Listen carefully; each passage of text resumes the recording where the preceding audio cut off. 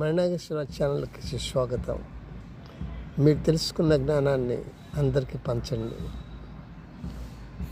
నమస్తే.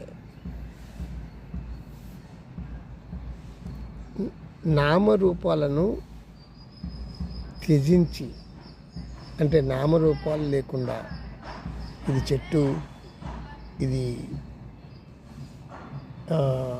నది, లేకపోతే సముద్రం, లేకపోతే ఇది కుక్క, లేకపోతే పిల్లి, ఇలాగ నామము మీరు త్యజించారనుకోండి, రూపం పొందించిన నామాన్ని మీరు పట్టించుకోలేదనుకోండి. చూడండి, చాలామంది యోగులు, అవధూతలు వాళ్ళ పేరును వాళ్ళు చెప్పుకోలేదు ఎప్పుడు కూడా. షిరిడి సాయిబాబా చూడండి, అతని పేరు తెలుసా మీకు ఎవరికైనా?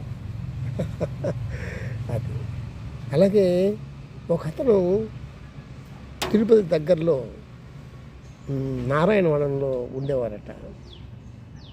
సొరకాయల స్వామి అని ప్రపంచం పేరు పెట్టింది. సొరకాయల స్వామి అని, అంటే అతని పేరు అతను ఎప్పుడూ చెప్పుకోలేదు, ఎవరికి తెలియదు, అతను ఎక్కడ పుట్టారో తెలియదు. సొరకాయల స్వామి అతను ఒక అవధూత. ఇలా మీరు పేరుని, నామరూపాలు, రూపం కూడా మీరు త్యజించారనుకోండి, ఇదొక్కటే మార్గం. మీకు అంతటా కనిపించేది ఆత్మే. ఆత్మ అంటే ఏంటి? చైతన్యం. చైతన్యం అంటే ఏంటి? ఏదైతే మూలశక్తి అన్నింటిలోని ఉన్నదో ఆ మూలశక్తి వల్లే ఈ చెట్టు ఎదుగుతుంది, పూలు పళ్ళు కాస్తుంది. ఆ మూలశక్తి వల్లే నేను ఇప్పుడు మీతో మాట్లాడుతున్నాను. చూసారా?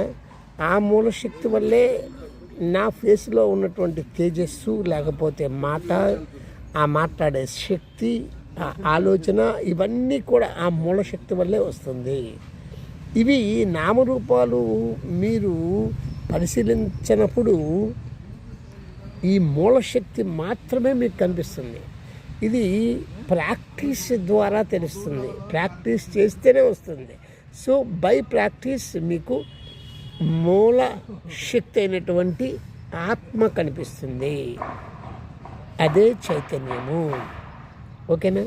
మీరు చిన్నప్పటి నుంచి మీకు అన్నీ ఎలా తెలిసాయి? ఆ చైతన్యం వల్లే. అలా మీరు అనుభవంలోకి ఆ ఆత్మని తెచ్చుకోవచ్చు.